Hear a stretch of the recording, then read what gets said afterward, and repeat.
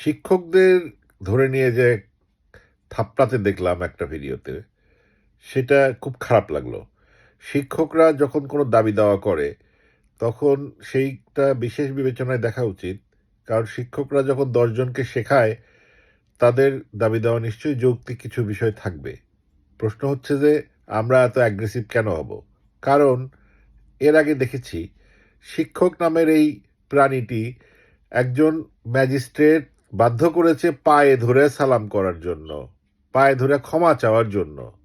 সেও কিন্তু বিসিএস ক্যাডারের শিক্ষককে করেছে কাজটা। অর্থাৎ সামাজিকভাবে বাংলাদেশে শিক্ষকদের মর্যাদা নেই। যদি থাকতো তাহলে একই ক্যাডারের একই গ্রেডের একজন ম্যাজিস্ট্রেট একজন শিক্ষককে পায়ে ধরে সালাম করাতে বা করতে বাধ্য করতে পারতো না। আপনারা দেখেন এই যে এত কিছু হয়ে গেছে, আমার পরিচিত শিক্ষক আছে এতদিন পর্যন্ত সে প্রফেসর পর্যন্ত হতে পারেনি, প্রমোশনই পায়নি। কিন্তু এই পুলিশেরা কিন্তু মানুষও মারছে, টাকা পয়সা নিয়ে তারা নর্মালি ভালো থাকে, আবার এই সরকার চলে যাওয়ার পরে, মানে ফ্যাসিস্ট সরকার চলে যাওয়ার পরে সুপার নিউমারি প্রমোশন নিয়ে বেশ লাক্সারিয়াস আছে, সমাজে তাদের সম্মান আছে। তারা মানুষ, আর কেউ মানুষ না আর কি। আমি এটা আর কেউ বলতে বুঝাচ্ছি যে যাদের হাতে আসলে ডান্ডা নাই, ক্ষমতা নাই, তারা আসলে মানুষ না বাংলাদেশে। এটার থেকে বের হয়ে আসতে হবে। সিভিলিয়ানদের মানুষের মর্যাদা দিতে হবে। শিক্ষকরা সমাজের মেরুদণ্ড যদি বলেন, তাহলে তাদের ১,০০০ টাকার জায়গায় ১,৫০০ টাকা দেওয়া কি খুব বেশি অসম্ভব নাকি?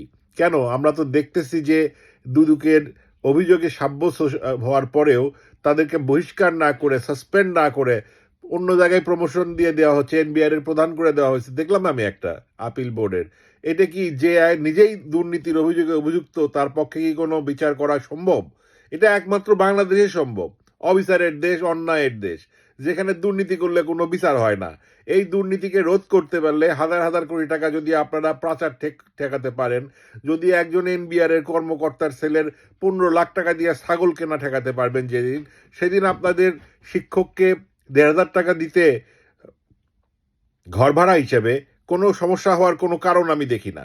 আপনারা শিক্ষকদেরকে অবিলম্বে ক্ষমা চেয়ে তাদের যা যৌক্তিক দাবি দেওয়া আছে মেনে নিন। শিক্ষকদেরকে যদি সম্মান না করতে পারেন, তাহলে তো আপনারা সম্মান কেউই পাবেন না। ঠিক আছে? যৌক্তিক দাবি সবগুলা মেনে নিন। এই সরকারের সময়ে আন্দোলন করছে দেখে আমিও প্রথমে ক্ষিপ্ত হয়েছি, কিন্তু আসলে খেপার কিছু নাই। অন্য যে সরকারের সময়েই যাক, শিক্ষকদের লাঠি পেটা করলে কারো কোনো সমস্যা হয় না।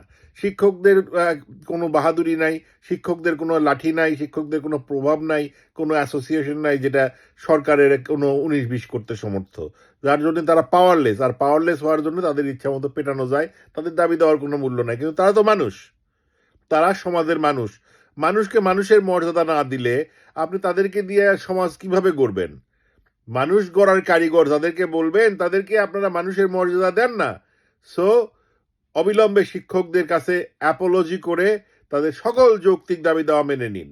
নিয়ে সমাজকে কারিগর তৈরির জন্য এই শিক্ষকদেরকে নিযুক্ত রাখুন। Thank you. আসসালামু আলাইকুম।